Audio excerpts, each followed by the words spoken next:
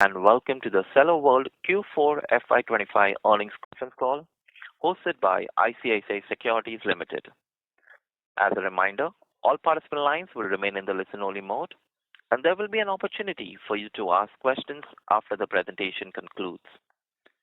Should you need assistance during the conference call, please signal the operator by pressing star, then 0 on your touch-tone telephone. Please note that this conference is being recorded. I now hand the conference over to Mr. Karan Bhuwania from ICICI Securities Limited for opening remarks. Thank you, and over to you, Karan. Thank you. Good morning, everyone. It's a pleasure at ICICI Securities to host Q4FY25 results conference call of Cello World.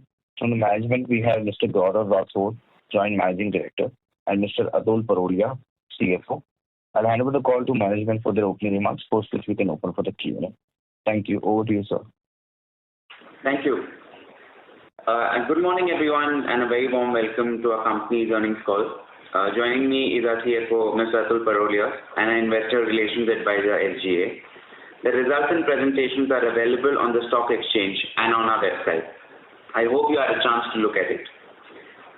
Financial year 25 brought with it a unique set of challenges that tested industries, economies, and business across the globe.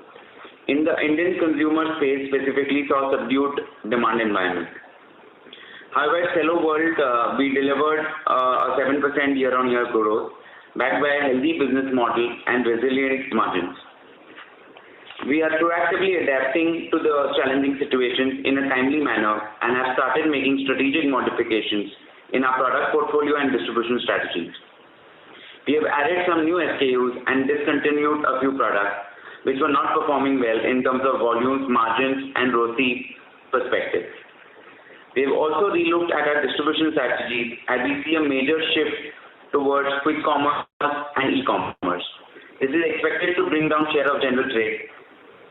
We have also tied up with most of the quick commerce players and added products that can do very well in this channel.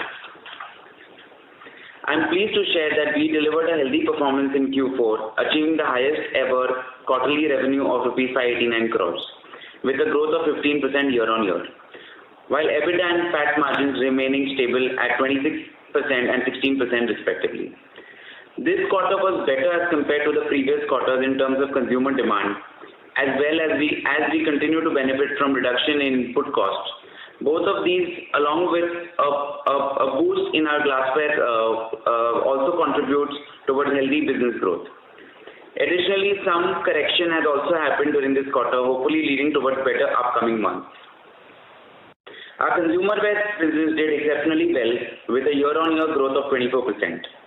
The glass drinkware products manufactured in-house are well accepted by the customers, and we are getting a good response, especially for the quality of these products.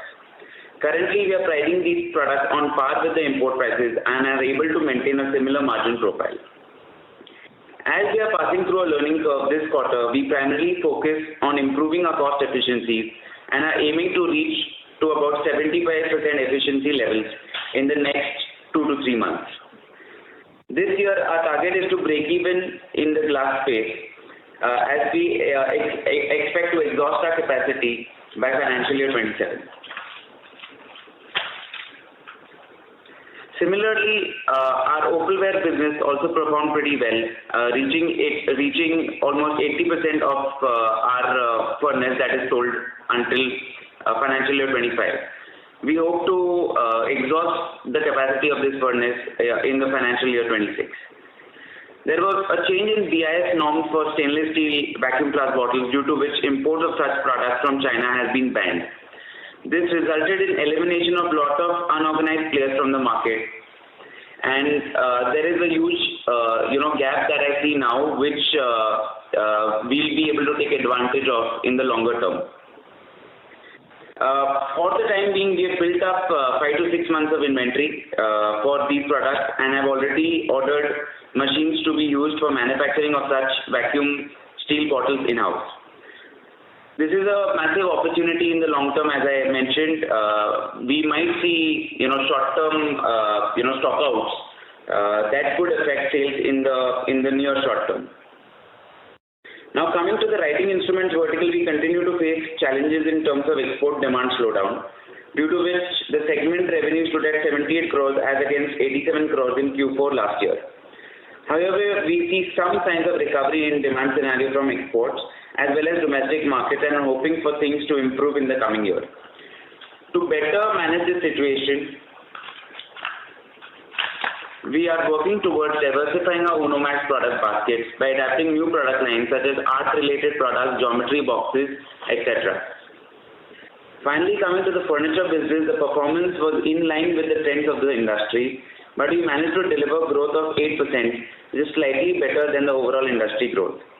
We are planning to add up some products into this category which can help us grow at a faster rate than the industry. We continue to have a premium approach towards our products and focus on expanding our reach and penetrating deeper into all the states of India. On the back of a strong balance sheet position and healthy operating cash flows, the company is well positioned to grow faster as the demand scenario improves. I will now hand over to our CFO, Mr. Atul Parolia, for the financial highlights. Thank you very much. Thank you, Gaurav, and good morning to everyone. I am happy to announce that Board of Directors has recommended a final dividend of 1.5 rupee per share, which is 30% of the face value of rupee 5 each for financial year 24-25. Now I will be sharing the financial details for the quarter gone by. In quarter 4 financial year 25, we achieved a revenue of rupee 589 crore and EBITDA of 148 crore with a healthy EBITDA margin of 25%. Our PAT stood at rupee 88 crore with a margin of 15%. Speaking of the revenue mix, over 69% of revenue came from the consumer wear, 13% came from the writing instrument, and remaining 18% from the molded furniture and allied products. General trade channel contributed 77% of the sales, while export and online sales made up to around 9 and 8% respectively. Modern retail, growing at a faster rate, accounted for the remaining 7%. In terms of segment-wise margin, writing instrument led with a 58% gross margin, followed by consumer wear 53% and molded furniture at 42%. Now coming to the financial year 25 performance, revenue was 2,136 crore with a year-on-year growth of 7%. EBITDA stood at 555 crore with a margin of 26%.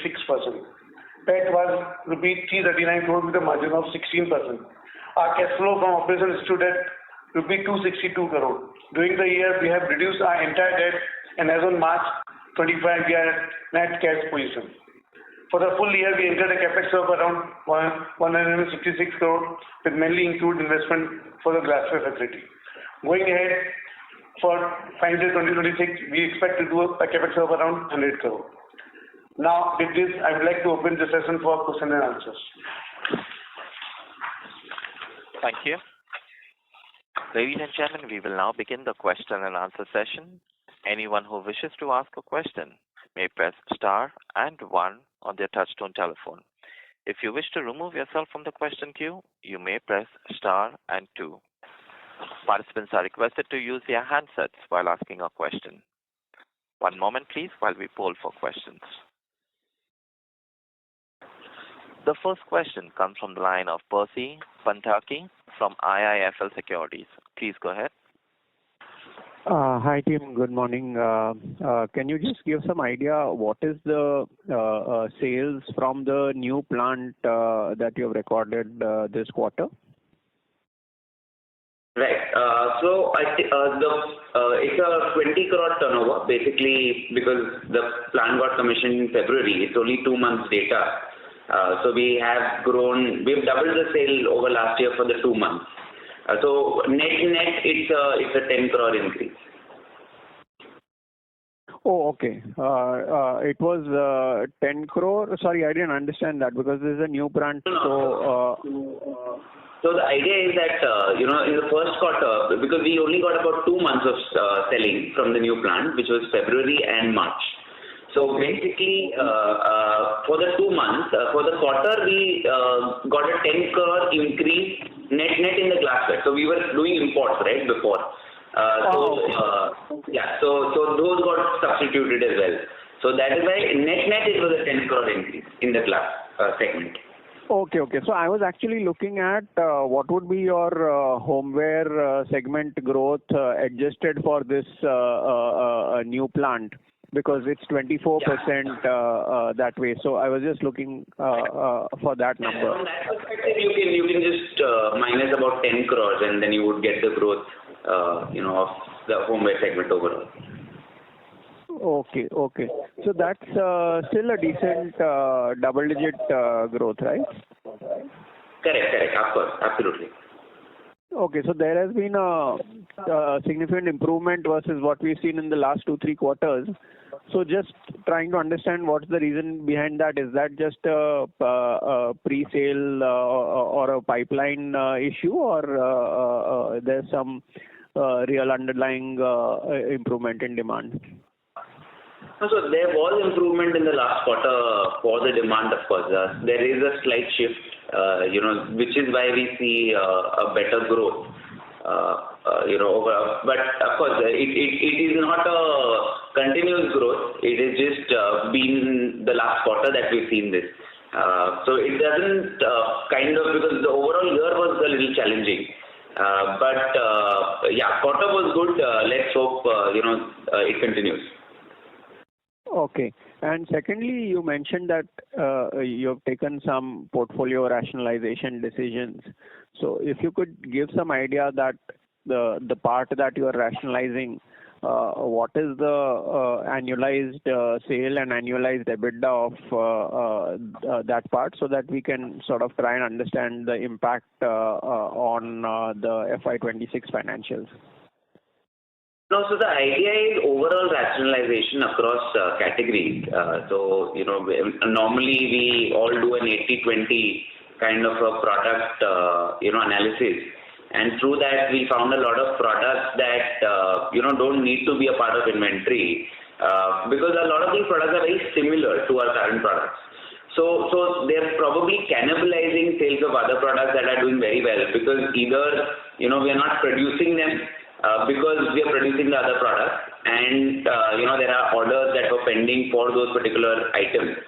So in effect, it's not really going to hurt any revenue, because at the end of the day, these are products that either become obsolete, or they are products that have just cannibalized other good running products. So I think the rationalization comes from the fact that some SKUs are not needed anymore in the portfolio, and that is why they are being removed. So I think the underlying basis is only that.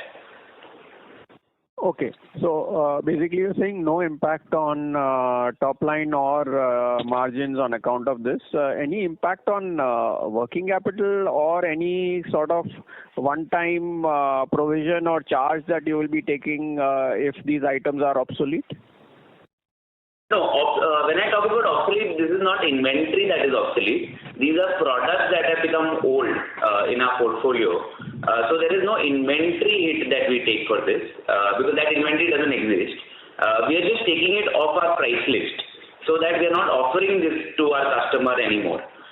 So that's about that. And in terms of the products, there is of course going to be newer products that are going to come in while we replace these. But if we are replacing, if we are getting rid of 10, we'll probably add only 2. Also, this is from the perspective of the channel as well, that lower inventory in the channel will also help the debtor days come down. So the idea is to kind of cleanse the pipeline as well to a certain extent, where we can bring down our debtor days further.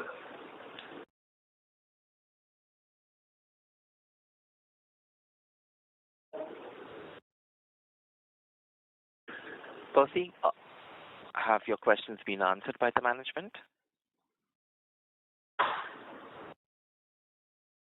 Since there is no response from Percy, we move on to the next question. But before that, ladies and gentlemen, if you wish to ask a question, please press star and 1. The next question comes from the line of Ankur Sharma from HDFC Life Insurance. Please go ahead. Yeah, thanks. Good morning, sir, and thanks as always for your time.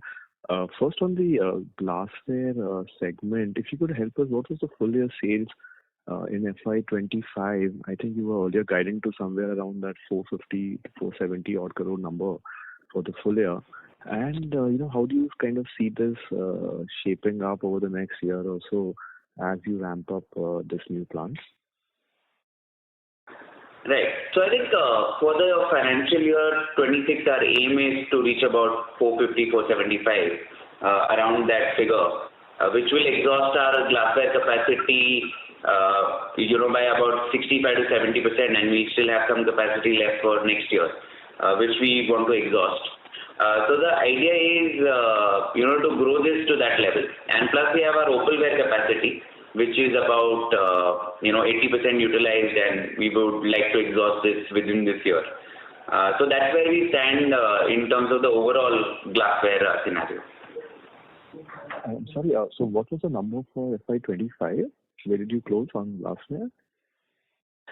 So I think we do not disclose numbers separately for glassware, so I'm not, in the position to review that on the call. Okay, fair. Second, you spoke about, on the stainless steel bottles, with this whole BIS coming through and of course imports getting banned and therefore the unorganized kind of moving out. Could you help us, how large is the unorganized, as per you, what percentage of the market would be unorganized? What would be your share in this segment, and, what could be the market share gains that could happen over the coming quarters? Right. So stainless steel, of course, is a pretty big category in India, and a lot of sales has been hit due to unavailability of this stock, industry-wide. So I think even a small retailer would be able to order a container. So you can see how fragmented the sale actually was. Talking about our numbers, we were about 12 to 13% of this segment, and top three players put together would be about 35-40% of the business, and the rest was unorganized. So I think there is significant gains in the long term that we can expect. But having said that, we will be putting up our facility in the next 4 to 5 months.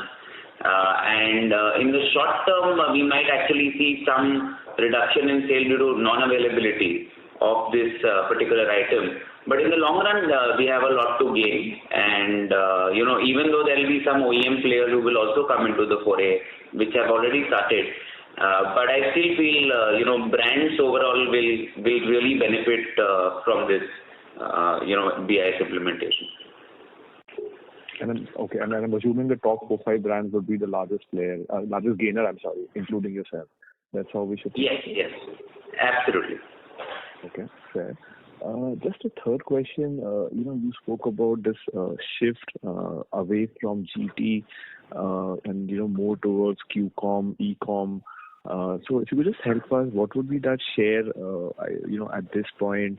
How does that affect profitability in a positive, negative way? Just some color there to understand, how it affects our overall business. Right. So I think online we've increased by about percentage overall. Though it is in percentage terms, it's pretty small. But overall, it has 2 percentage points. We have increased revenue. But in real terms, it's the quick commerce sale has really helped us, to increase this part. And, going forward, I see a faster growth in these channels compared to GT. So though GT is also growing, it's not that it is not growing. But I think the pace of growth on these alternative channels, quick com, e-com, will be a lot faster. So, I wouldn't be surprised if we have 2 percentage point gains every year, in the next coming few years. And profitability versus GT? Profitability, we maintain pretty much similar levels. We do this primarily by, differentiating the product line online and offline. Got that. And just last one, if I may, clearly, when I look at the Q4 numbers, and if I adjust for the glassware sales, houseware clearly has done quite well, likely in that low mid-teen kind of growth. So if you could just help us understand, is this more of channel filling before these summers? Is this real demand pickup and secondaries have also been equally strong? And if yes, which pockets, is this lunch boxes or is it bottles? It's just some more color as to what's driven that growth for us in Q4 and how sustainable, so basically trying to understand as we get into 26, do you think we can get back to maybe the, high single, low teen kind of growth? Yeah, thanks. So I think, yes, it has been good. Overall consumer wear demand was pretty good actually in Q4. But having said that, we have not seen continuous growth. Even we experienced this growth in the last quarter as well for a couple of months. And then the December month kind of died down a little bit. So we're not seeing consistency here. We are seeing spurts of growth, but that consistency still is not back. So it's tough to say that we continue on this ramp. But having said that, what we can expect in the houseware businesses, you are right about at least a high single-digit number should be possible and achievable in this coming year. And overall, we think that having glassware also in the portfolio, but that will be slightly offset by the steel flask demand, but we still expect about a good 12 to 15% kind of growth in the next coming year. Got that. Great. Thank you. Thank you so much for your time. Thank you. Thank you. The next question comes from the line of Grishma Shah from Envision Capital. Please go ahead. Good morning to the management team and thanks for taking my question. Couple of questions. If you could also help us understand one, the 100 crore capex that we've announced includes the glass, the BIS related product capex also. That is one. Second is the raw material output. Those are the first two questions. So yes, the 100 crore capex includes the steel, the new facility that we are putting, in Rajasthan. So that is a part of it. And sorry, I did not get your second question. Overall, for the business, what's the raw material pricing outlook for FY26? You said there was some benefit of lower raw material prices in Q4 compared to Q3. So that's, continuing that, what does the outlook look like in FY26? So I think we are pretty much at our lowest point in terms of raw material prices because due to subdued crude prices. So I believe that the crude prices will continue being like this, and that is why I think the raw material prices will be at this level. So don't see too much of fluctuations. I think it will clearly be at this level for this financial year. Okay. And, this line, how much time would it take to, come on stream, the steel bottle plant and, will it like take till the end of the year or what does it look like? So I think we'll only know once we start. So I think our idea is to start in the next 3 to 4 months the facility, and it might take a few months to stabilize. But having said that, you can start production, but maybe the efficiencies might be low initially. But it is going to be a learning curve because we still don't make the best bottles in India as good as China. So we'll of course take some time to get to that quality. But having said that, we are all in the same boat. So no one has an advantage as such. So we'll try our best to make sure we are up and running very quickly. And in terms of OEM tie-ups, we've not tied up with any OEM in the interim. Is that a stopgap arrangement that we have in place?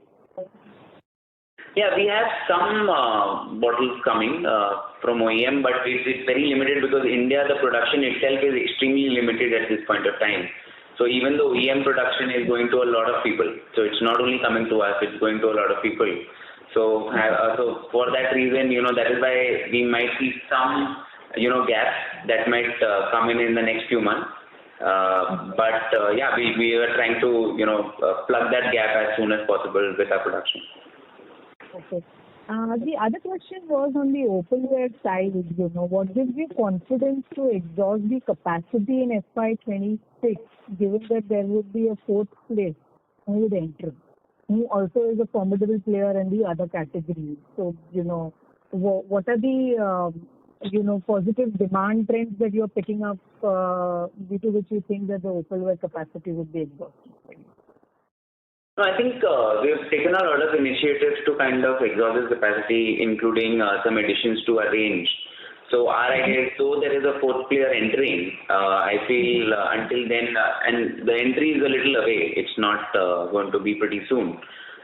So I think for this year we are pretty confident of exhausting that capacity out. And I think we're pushing for that pretty aggressively. So I think the idea is to exhaust and be at a good position for next year. Though, of course, capacity additions now have taken a back seat for the time being, but at least exhaustion is our first priority. Okay. Fine. Thank you so much. Thank you. Thank you. The next question comes from the line of Akshat Mehta from Seven Rivers Holding. Please go ahead. Am I audible? Yes. Yes, Akshat. Hello? Hello. Yeah, sure. Please go ahead. Sir, I just wanted one clarification. This BIS norm that have come out for consumer appliances as well, sir. Those BIS norms, a few days back, there was a notification where they said that they have extended the deadline by another year, but till March 2026.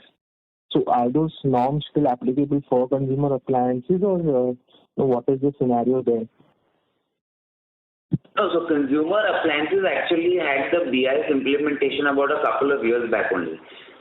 So most of the manufacturing that is happening today is in India. It's not really happening in China anymore. So consumer appliances, the entire bit is actually local now. You're not allowed to import a finished product from China.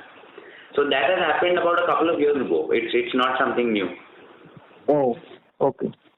Yeah. Okay, thank you, sir. Thank you. The next question comes from the line of Aniruddha Joshi from ICICI Securities. Please go ahead. Yeah, sir.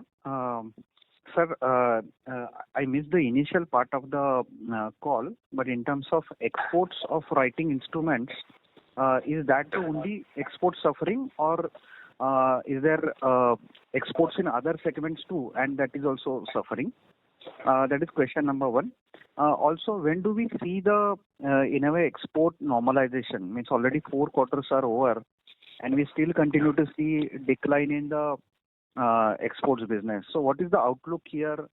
In a way, means if we are not present in that market, probably we will lose the market share permanently itself. So how are we thinking on those lines?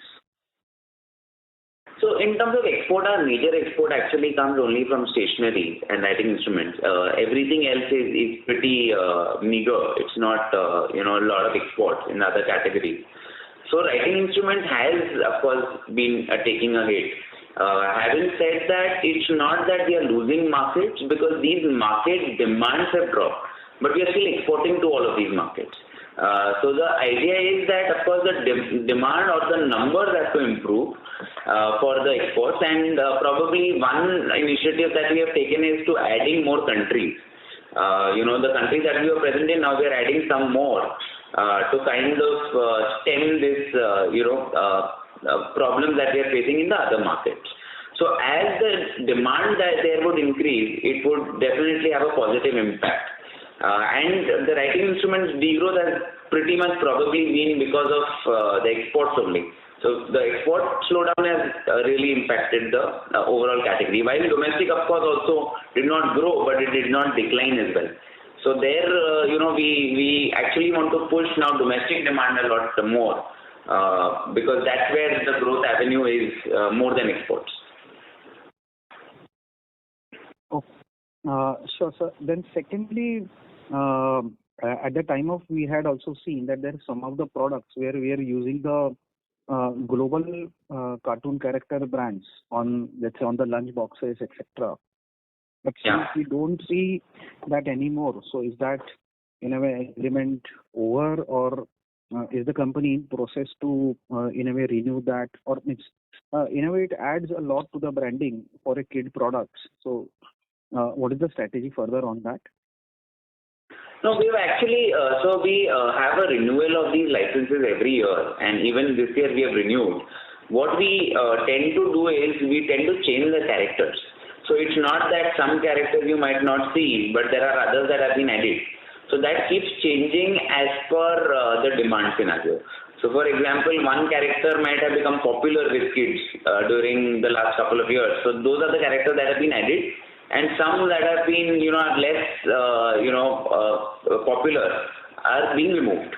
So that is just a rejig. It's not that we don't have licenses in place.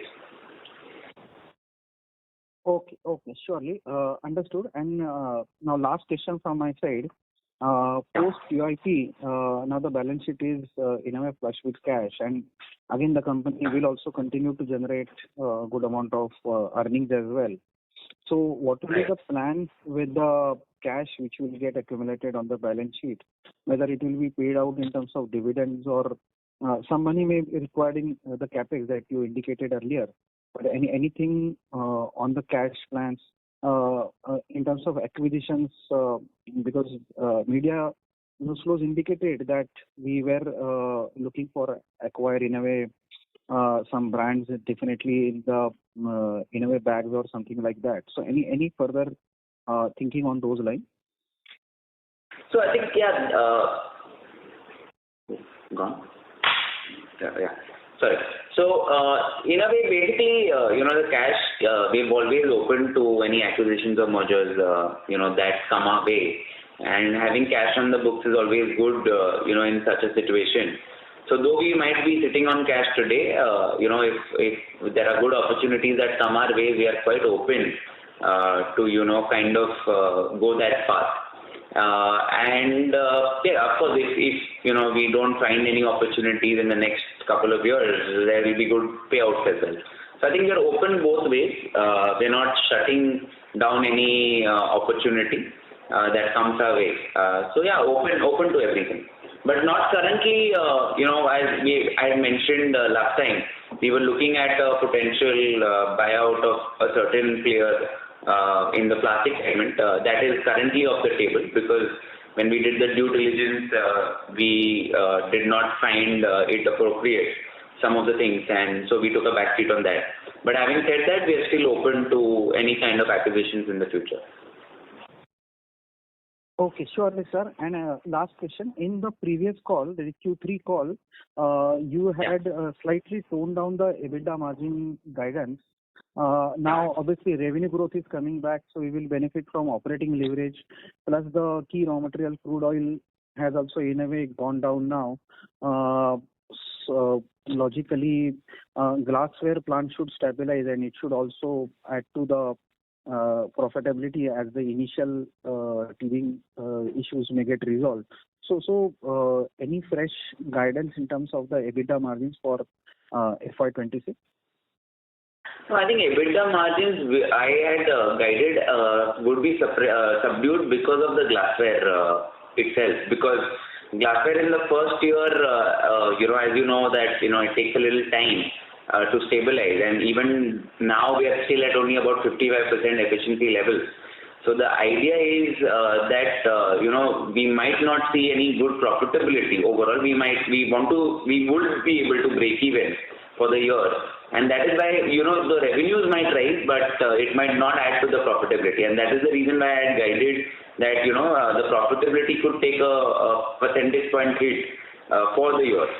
But having said that, of course, we'll try not to have that kind of a situation. But just in case, this efficiencies, the earlier we achieve, the better the position will be, of course.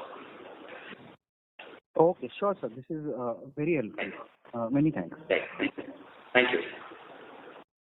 Thank you.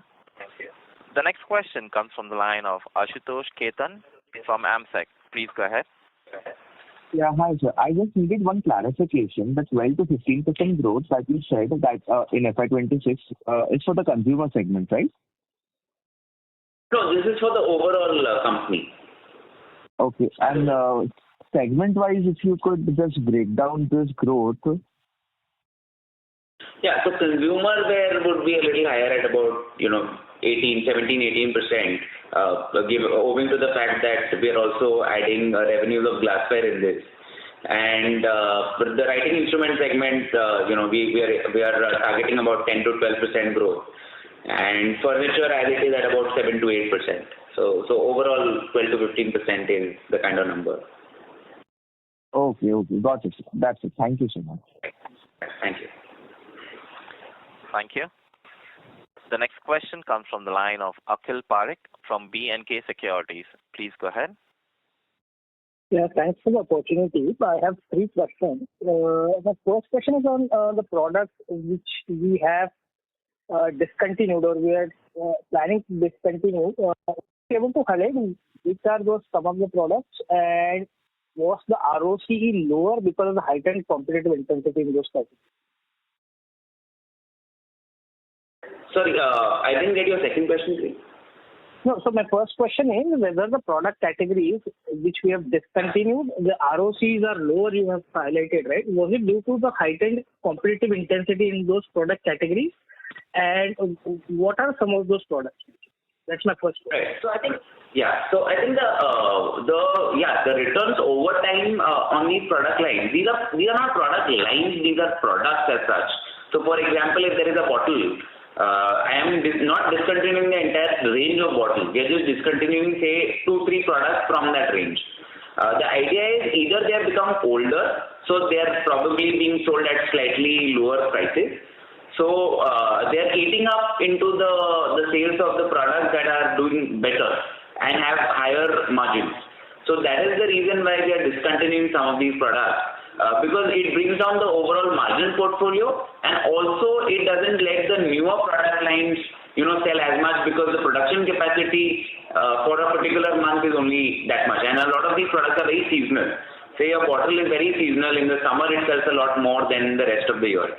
So I think that is the reason why we want to kind of do this. So while ROCEs are one of the reasons, another reason is also the inventory build-up that happens at our distributor and our channel partners, due to the number of product lines.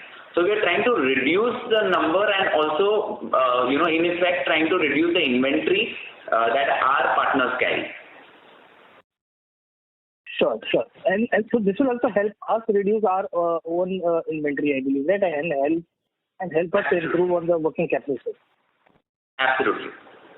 And any guidance on the inventory days we expect from this activity? So inventory base should be at a reducing trend. It is currently it is pretty high also because of our steel flask, because we had filled in about inventory of about 6-7 months, which is now coming down. So we should be able to see about 7-8 days or about 10 days of improvement after all of this is in effect. But yeah, you'll see it in a phased manner. You might not see it immediately. Sure. And my third and last question, the opalware at peak 80% of utilization, what kind of revenues we can generate? So at full capacity, we are looking at about 400-425 crore of revenue that can be generated out of this plant. But that should be 100% plus capacity utilization. That is 100%. Correct. That's right.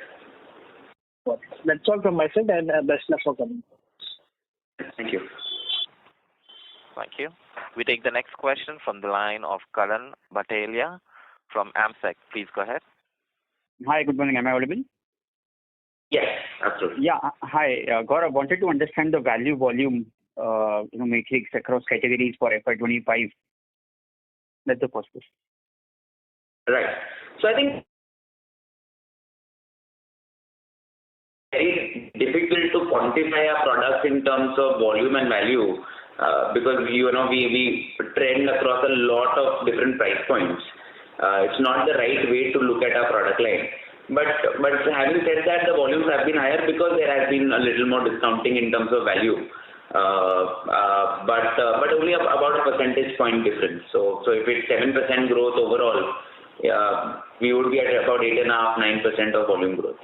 So you can't actually see this number doesn't make sense in our overall scheme of things because there's so many product lines. Right. Even say our writing instrument is completely different. Furniture is very, very different. So also raw material fluctuations also makes a lot of difference in this. So not a very good metrics to look at. I think in our portfolio we should always look at only value, which will make more sense. Yeah. So wanted to understand whether the industry has grown and we've grown better in terms of volumes. So that was the focus. Anyways, on the discounting, you mentioned that. Are we we've been healthy discounting for the fourth quarter, or are we peak in terms of discounting? No, so discounting has been for the entire year. If you see, that is why there is a little drop in your gross profit levels. So it's not been major discounting. It is slight bit of discounting that has happened because of demand pressures. So that has been there for the entire year. It's not only the fourth quarter phenomenon. Right. And while we're not sharing the opal and glass revenue separately, if you can give me at least the growth X of opal and glassware in the consumer segment for 25%, will be fine. Yeah. So opalware and glassware grew at about 13% for the entire year. Okay. And the writing export, what's the quantum and what's the decline for this year? That's it from my end. So the export is still about 46% of the sale of the writing instrument segment, and the decline is about 20 odd crores, which is the decline that we see in the overall numbers as well. So I repeat, 46% value in writing was exports, yes. And it de-grew by 20%. Correct. 20 crores. So 20 crores. It grew by 20 crores in absolute numbers. Yeah. Okay. Yeah. Thank you, Gaurav. That was very helpful. Thank you. Thank you. We take the next question from the line of Percy Panthaki from IIFL Capital. Please go ahead. Hi, sorry, I got disconnected while I was asking a question. So just a follow-up on those questions which I asked. So I did the math and I removed that 10 crore from the consumer wear. It is still a 20% growth this quarter compared to the first 9 months, which is like 7-8%.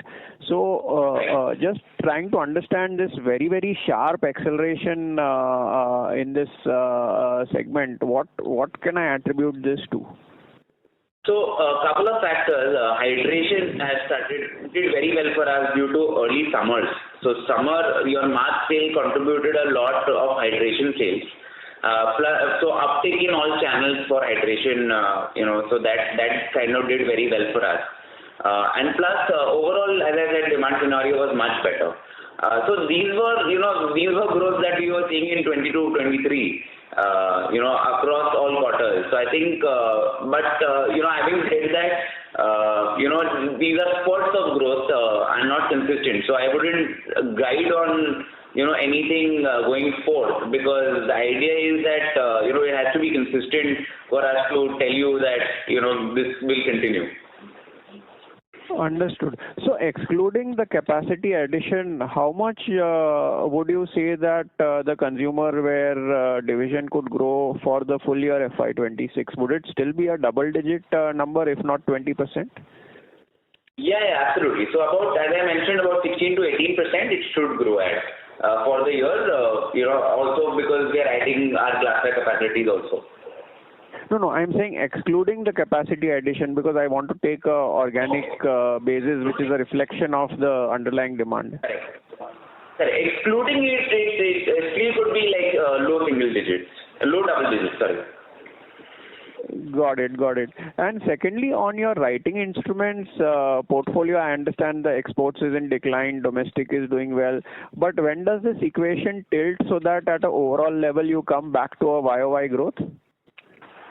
So the idea is that, the dependency on exports has to come down a little bit, because we've not seen, green shoots there in terms of growing demand. So while we are adding a few countries, the idea is to grow the domestic market more aggressively this year. So that will basically add to the growth. Sure. But do you think it will take like maybe 3-4 quarters more till this portfolio is back in a YOY growth at a overall domestic plus export level? No, I think we should start seeing growth, in the second half for sure in this category. Understood. And lastly, on furniture, since crude prices are a little soft and there might be either higher discounting or lower pricing of the products, how do we see the value growth of this segment for this year? So the idea is to keep selling premium products in this range. So until we are able to increase the share of our premium product lines, we should still see a value growth. You are right in terms of saying that revenues drop in this category when the raw material prices come down. But hopefully that will be offset by selling the premium range. Got it. That's all from me. Thank you and all the best. Thank you. Thank you. We take the next question from the line of Grishma Shah from Envision Capital. Please go ahead. Yeah, hi. Two quick follow-ups. What has been the cooler category growth for us this summer, given that Q4 also would, help us in that way? So last year we saw a big surge in cooler demand. This year was very limited. So not really any growth. We are only meeting last year kind of expectations this year. Okay. And the second there was also a lot of inventory by other players in the channel because everyone kind of anticipated it to be very good, but the summer was short-lived. So I think that was another reason. Okay. So do we also have like more inventory in the system, or we didn't have much compared to the? No, not really. We don't have that much inventory on the cooler bit. We're pretty much sold out on that inventory side. Yeah. Okay. And the second thing was on the distribution side. If you could highlight, what is the current reach that we have, and how do we plan to expand in the coming year? So I think in terms of distribution, we're of course there all India, pan-India distribution is there. There are pockets, of course, that we keep improving, where we feel that our sales are lower than say a competitor or a peer, or we feel that the potential of that particular territory or area is a lot more. So I guess having from that lens, we keep improving it year on year. But having said that, there is no real geographical area that we are missing out on. So I think it's just about addition of more and more or penetrating further in those areas, and also other channels as I mentioned, quick commerce, e-commerce are also helping us reach customers, and penetration is also increasing from that perspective. Okay. Fine. Thank you and good luck. Thank you. Thank you. Ladies and gentlemen, with that, we conclude the question and answer session. I now hand the conference over to the management for their closing comments. Thank you so much, everyone. Hopefully we've had a good quarter, and hopefully this momentum continues. That's what we hope, and we hopefully continue to deliver great results. Thank you so much. Thank you. On behalf of ICICI Securities Limited, that concludes this conference. Thank you for joining us, and you may now disconnect your lines.